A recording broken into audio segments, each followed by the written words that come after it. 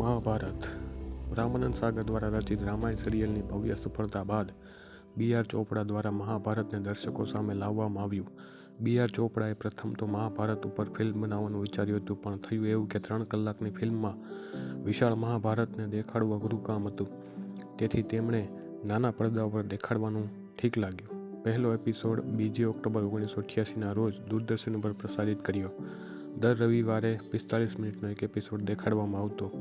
છેલ્લો એપિસોડ 24 જૂન 1990ના રોજ પ્રસારિત થયેલ. મહાભારતના કુલ એપિસોડ 94 હતા. મહાભારત સિરિયલની 2000 પાનાની સ્ક્રિપ્ટ હતી અને લગભગ 1500થી વધારે માણસોએ એમાં કામ કરેલું છે, જેનું શૂટિંગ મુંબઈ ફિલ્મ સિટી અને કુરુક્ષેત્રના યુદ્ધનું શૂટિંગ જયપુર રાજસ્થાનમાં થયેલું. ટેકનોલોજીનો અભાવ એ સમયમાં ખૂબ હોવા છતાં સ્પેશિયલ ઇફેક્ટ ખૂબ જ સારી રીતે આપવામાં આવ્યા અને લોકોને પસંદ પણ આવ્યા હતા.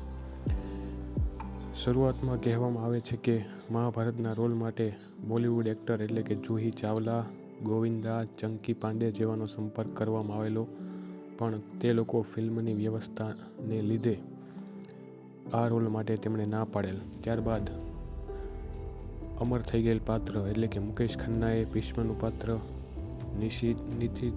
નિશિત ભારદ્વાજે કૃષ્ણનું પાત્ર, ફિરોઝ ખાને અર્જુનનું પાત્ર, રૂપા ગાંગુલીએ દ્રૌપદીનું પાત્ર ભજવેલ.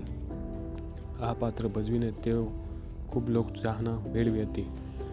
મહાભારત સિરિયલ બનાવવા પાછળ ખર્ચો કુલ 9 કરોડ રૂપિયા થયો અને એમાંથી કુલ કમાણી 65 કરોડ રૂપિયાની થઈ હતી.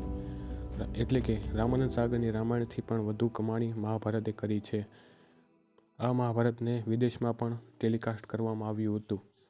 મહાભારત દ્વારા દેશ દુનિયામાં ખૂબ લોકચાહના મળી હતી. જય માતાજી.